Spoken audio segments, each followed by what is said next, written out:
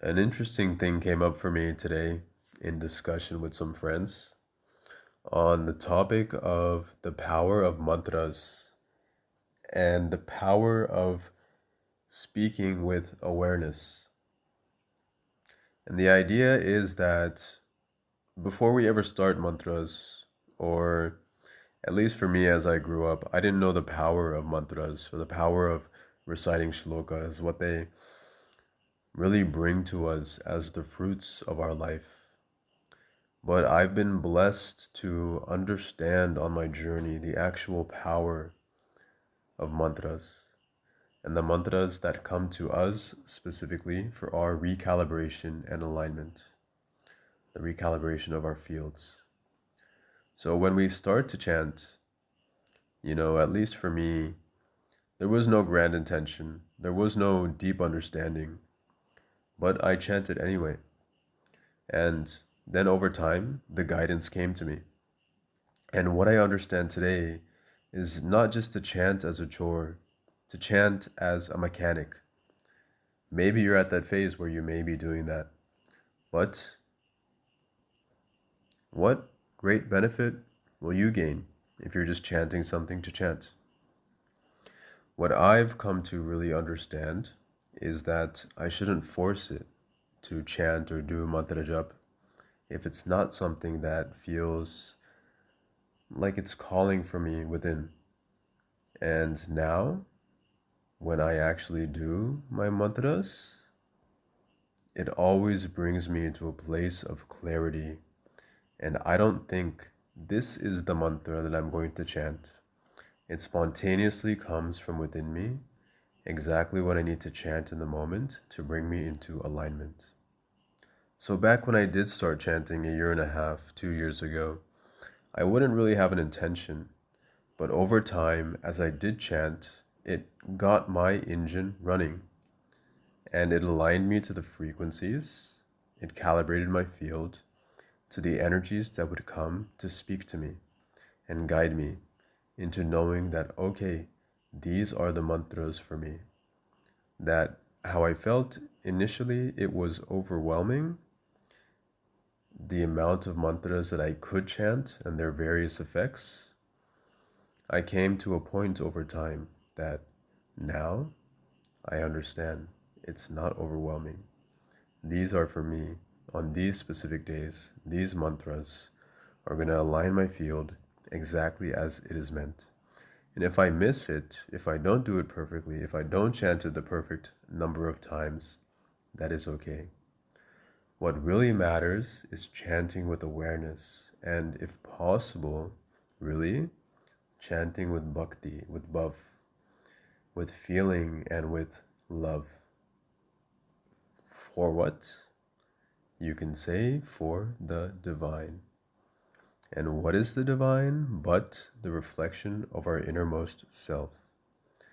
Chanting with true love for your innermost self as it is reflected by and as God. But moving on from that point, when we chant with awareness, when we chant with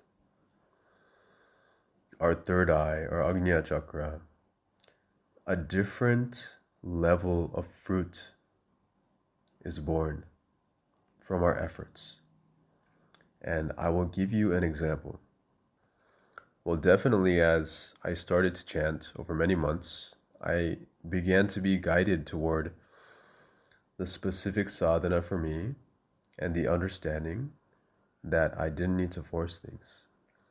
But more recently, as I learned the Hanuman Chalisa, I really surrendered my effort to Hanuman in the chanting of those verses and began to understand the meanings of each of those verses.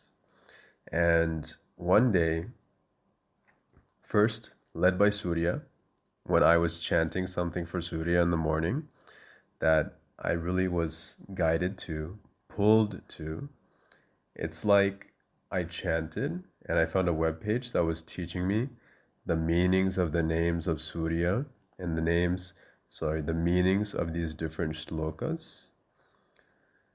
That gave me Surya's favor, which then brought me to Hanuman.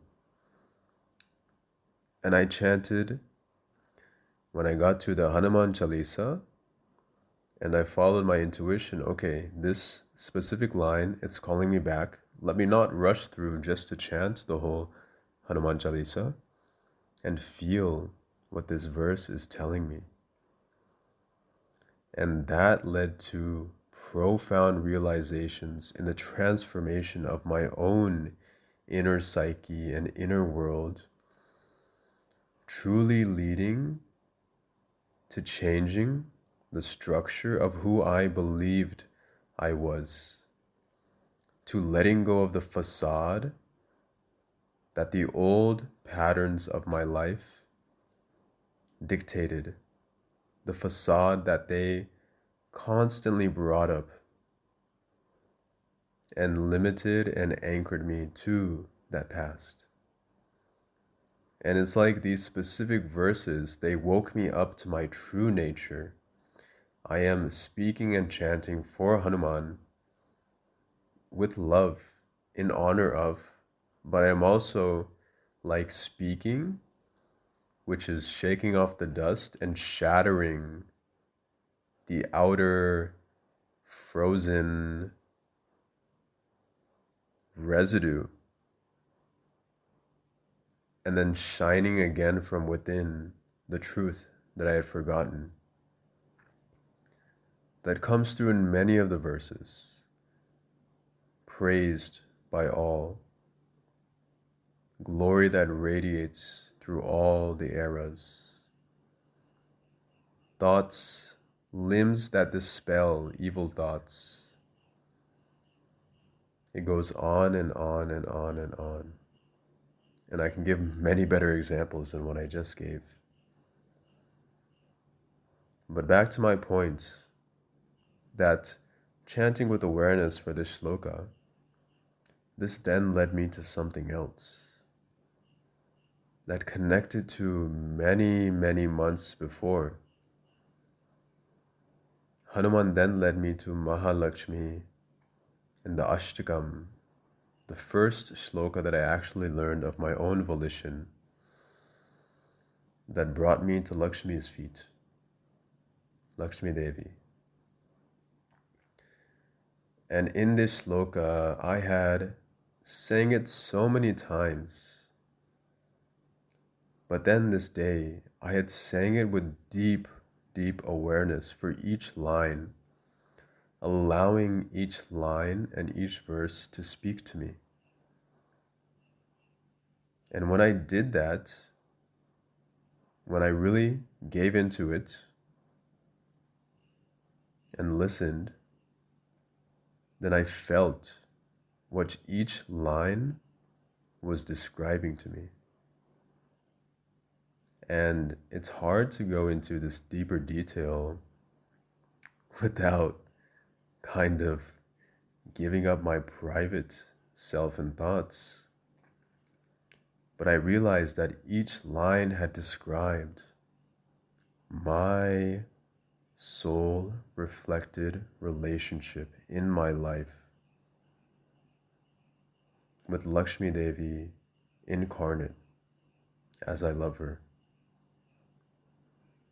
Each line expressed and described her exact features, and it suddenly was screaming at me, obviously. And that connected back to an experience I had a year and a half before, where I was in a spirit animal workshop, and my partner said she saw what she thought was a griffin, a big beaked animal. But in that moment, as I was reading the Mahalakshmi Ashtakam, I had a crazy realization that that spirit animal that resided and governed my Manipura solar plexus chakra was actually a Garuda. The Garuda that Mahalakshmi rides, because the Garuda is Vishnu's Vahana, Vishnu's vehicle. And that is just the beginning of what chanting with awareness had brought to me. And just explaining that synchronicity that I experienced, that doesn't even scratch the surface of that profound inner inspiration and movement that I felt from those moments of what was revealed to me in what was such a divine way. But I just wanted to, a little bit long spun, long winded, but I wanted to give that example to give evidence of what I've experienced of the power of chanting mantras with awareness, with your third eye. So hopefully this has come around to give you a valuable lesson that when you do sit again for mantra jap, for mantra sadhana, that you consider yourself, what is the meaning of what I am chanting with? What is the relevance? But more than asking that question, when you are chanting, what is the energy that is coming to you and arising? When you chant with your third eye, with awareness, what does that mean to you? And what does it feel that it's bringing you? And can you stay still enough to listen? So this was very long-winded, but I hope the main points have been easily digested and taken away. And the last thing I'll add is that I didn't chant mantras with any intention for a long time. But then recently, I've started to understand that I've come to a place and a point that when I set a very light intention or sankalpa, that please, this energy within me feels stuck. I don't know how to maneuver it. Please help me to maneuver it. Please help me to find clarity in this topic. Please help me to find resolution. Then every single time, no matter how stuck I feel, the clarity and the resolution and the expansion from what felt like a mistake or something that was holding me down, it transforms into resolution, into expansion, into feeling great about life. So there is a lesson. You don't need to chant with an intention. But I've come to a place where I feel no matter what I am going through, that I am ultimately supported by my own power that is divinely linked with that universal energy, that I will be blessed with clarity, blessed with resolution. And I bless you all right here and now, today, all those who have stayed till the end of this message. I hope it has given you something very beautifully beneficial on your path.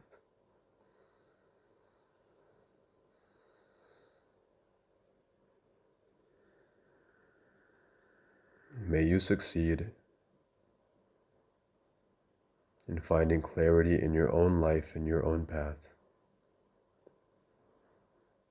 Om Shanti Shanti Shanti Tatastu. Just wanted to add another quick note because I'm not perfect and I can't remember everything.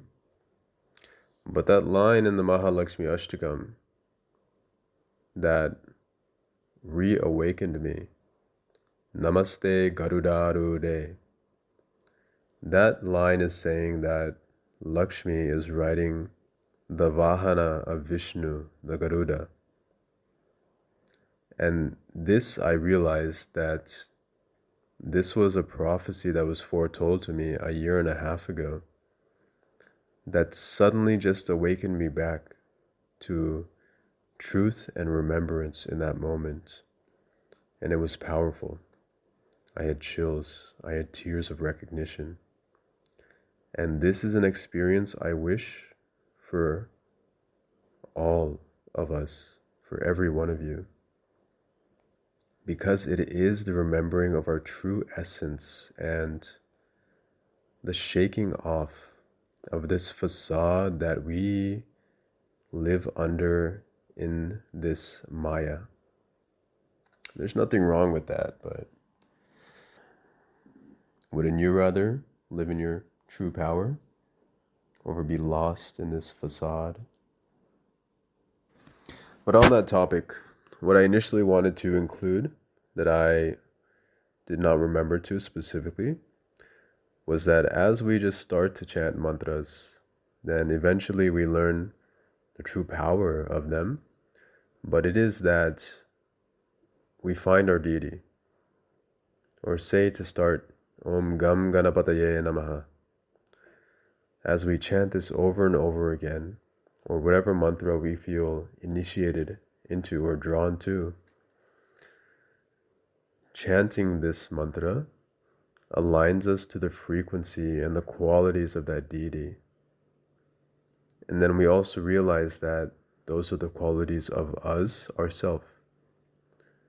But as a beginner, even as an advanced mantra chanter, someone that does mantra sadhana, your field and your energy becomes aligned to the energies of these deities.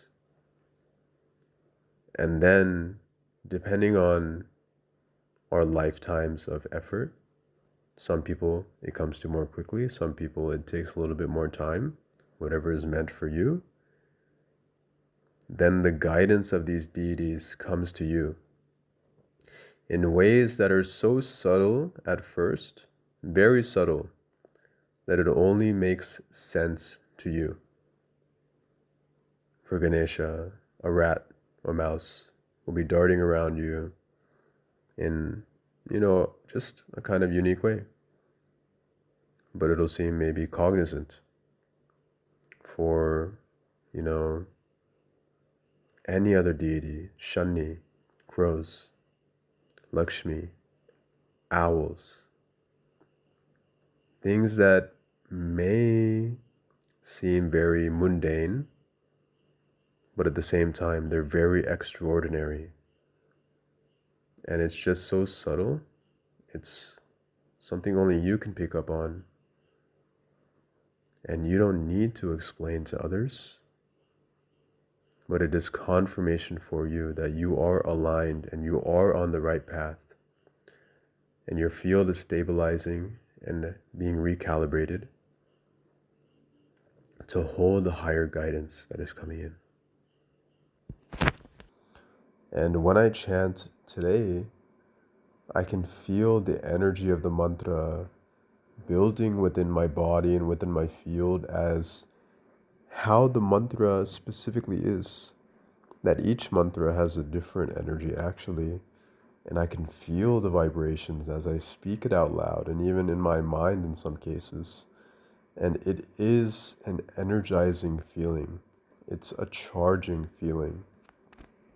For example, that as we chant Hanuman's name in the Chalisa, we believe him to remove all of our sorrows, to make all things easy.